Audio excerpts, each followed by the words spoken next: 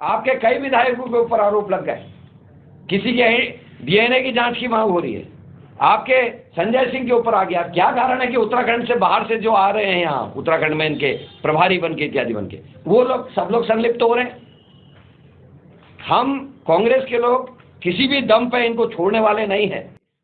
Ankita Bhandari case में नया मोड़ आया है और कांग्रेस ने अब एक बार फिर से हमलावर रुख अपनाया है। धामी सरकार के खिलाफ जो चिट्ठी अंकिता के माता पिता ने लिखी है और जिसमें शिकायत की गई है, उसी को आधार बनाकर कांग्रेस घेर रही है। मैं धामी जी के समाचार की तरफ जाना चाहता हूं। वो बोलते हैं कि नैतिक बल नहीं है विपक्ष के पास जाने के, और इस नैतिक बल की हकीकत मैं आज आपके सामने रखूंगा।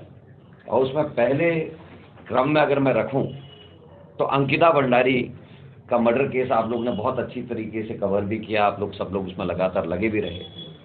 उस अंकिता भंडारी की मां का एक वीडियो कल वायरल हुआ, उसको भी मैं आपको दिखाऊंगा। और उन्होंने जो पत्र जिलाधिकारी को और सरकार को लिखा है वो बहुत ही गंभीर है।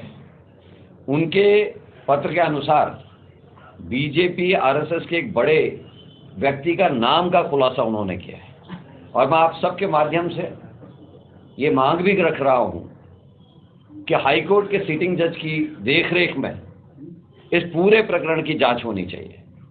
आप सबने उसको भी प्रमुखता दी थी जब मैंने कहा था कि अपराध करने वाला और अपराध के सबूतों को मिटाने वाला बराबर का दोषी माना जाता है, और हुआ वही।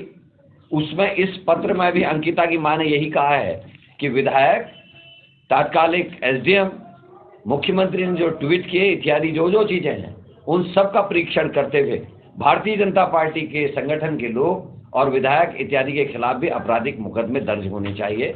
और जिस व्यक्ति का नाम अजय सिंह, उनका नाम जो उनकी मदर ने यहाँ पर लिया है अजय कुमार, इस पत्र में उसका जिक्र है। और मैं ये कहना चाहता हूँ कि अंकिता की मां के आरोपों में अगर जरा सी भी सच्चाई है तो निश्चित तौर पर इस पर कार्रवाई होनी चाहिए। और क्योंकि हमें किसी भी एजेंसी पे भरोसा नहीं है, इसलिए हम ये चाहते हैं कि हाईकोर्ट के सिटिंग जज की देखरेख में ये जांच हो। सरकार का रवैया बहुत ही खराब है। कमरे को वीआईपी बताते हैं। हॉर्टिकल्चर में जब कोई अपराध सामने आता है और हाईकोर्ट सीबीआई की जांच की बात करती है तो उसके खिलाफ ये उच्चतम न्यायालय में जाने की कोशिश करते हैं। तो ये हकीकत है। इस पत्र बीजेपी के मौजूदा संगठन महामंत्री का नाम लेकर कांग्रेस तमाम आरोप लगा रही है। अंकिता की मां ने उनका नाम लिया है, ऐसा कांग्रेस का आरोप है। और इसी आरोप के आधार पर अब अंकिता भंडारी के लिए न्याय यात्रा भी कांग्रेस उत्तराखंड में 14 जनवरी से निकालने वाली है। 14 तारीख को जो राहुल गांधी जी की भारत जोड़ो न्याय यात्रा की शुरुआत है, उस दिन हम पूरे उत्तराखंड में अंकिता भंडारी की न्याय यात्रा निकालेंगे। 14, 15 और 16 को सारे ब्लॉक मुख्यालयों पे, हर विधानसभा स्तर पे और जिला मुख्यालयों पे सब जगह भारत छोड़ो न्याय यात्रा को हम अंकिता भंडारी को समर्पित करते हुए 3 दिन की यात्रा निकालेंगे और लोगों से गुहार करेंगे। अंकिता भंडारी मर्डर केस बेहद संजीदा मामला है। इसे लेकर पूरे उत्तराखंड में तमाम तरीके के सवाल अभी भी हैं और अब एक बीजेपी के नेता का नाम आने के बाद इसे लेकर एक बार फिर चर्चा तेज हो गई है। कई तरीके की अटकलें, कयास लगाए जाने लगे हैं। कांग्रेस पूरी तरीके से सरकार को घेर रही है। अब देखना है कि इस मामले में कोई कार्रवाई होती है या नहीं।